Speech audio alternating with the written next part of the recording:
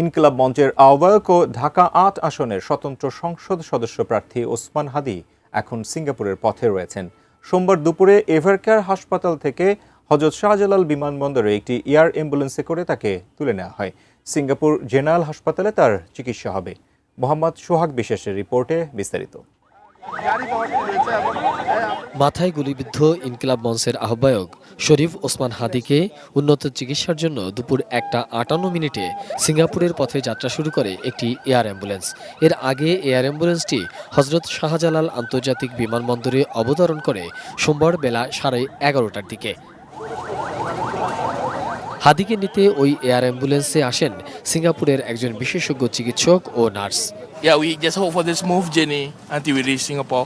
Okay. That's all. For all the details, you can ask them. নতুন বাংলাদেশ গড়তে এলো Zulfikar still. Zulfikar still, ইস্পাত দৃঢ় অঙ্গীকার। এভারকেয়ার হাসপাতাল থেকে দুপুর 1:15 সড়কপথে আইসিইউ সম্মিলিত অ্যাম্বুলেন্স হযরত শাহজালাল আন্তর্জাতিক বিমানবন্দরে নেয় হাদিকে। সাথে ছিলেন তার ভাই ও ইনকিলাব মঞ্চের সদস্য।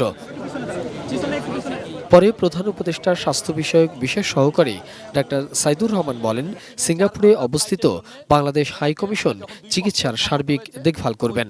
সিঙ্গাপুর জেনারেল হাসপাতাল এবং এভারকেয়ার দুই কর্তৃপক্ষ যখন সন্তুষ্ট হয়েছেন যে উনি 4 ঘন্টা ফ্লাইট করার জন্য উপযোগী, তৎক্ষণাৎ আমরা ওনাকে আসলে শিফট করিয়েছি। এখন আপনারা সবাই দোয়া করবেন, আমাদের ওই পক্ষে সিঙ্গাপুরে আমাদের হাই কমিশন এই ব্যাপারে সম্পূর্ণ অ্যালার্ট। সিঙ্গাপুর জেনারেল হাসপাতালে চিকিৎসা দেওয়া হবে ওসমান হাদিকে। এর ব্যয় বহন করবে সরকার। মোহাম্মদ সোহাগ বিশ্বাস, এটিএন নিউজ, ঢাকা।